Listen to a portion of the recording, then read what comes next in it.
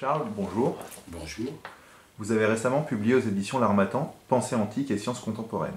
Vous écrivez dans l'avant-propos que ce livre se présente comme un recueil de souvenirs de voyage. Oui, un voyage dans l'Antiquité, mais un voyage absolument pas prémédité. Au départ, il y avait une idée précise, mais ensuite, le cheminement a été improvisé au hasard des rencontres. Et vous commencez par le De Rerum Natura de Lucrèce.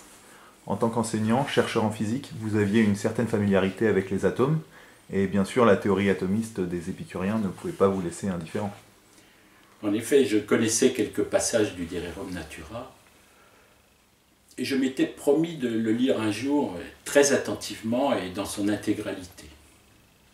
Mais ce n'est qu'à la retraite que j'ai pu trouver le temps de mener cette étude. Et là, j'ai vraiment été captivé par le texte de Lucrèce.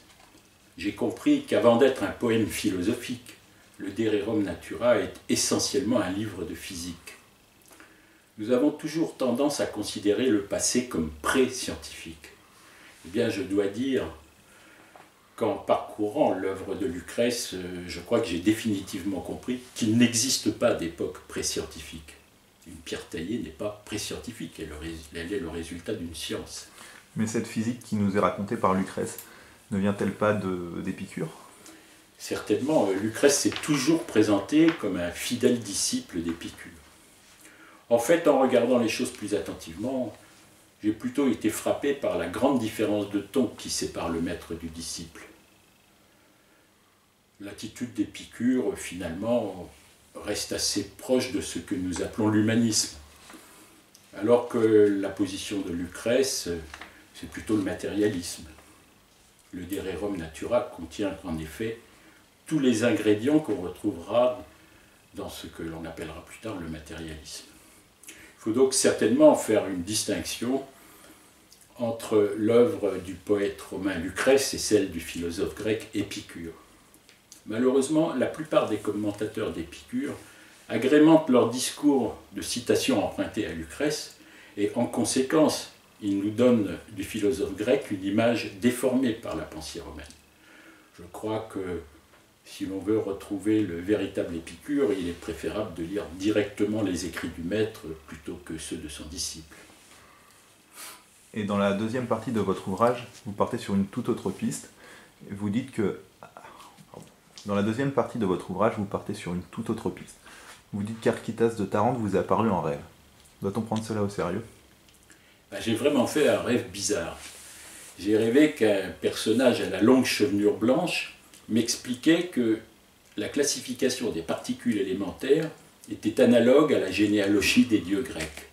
Par exemple, en physique des particules, vous avez 6 quarks et 6 antiquarks, et chez les dieux grecs, vous avez 6 titans et 6 titanes. Eh bien, on peut s'amuser à poursuivre la comparaison assez loin, et à la suite de ce rêve, j'ai écrit un petit scénario dans lequel j'ai fait dire à Archytas toutes sortes de choses sur la mécanique quantique.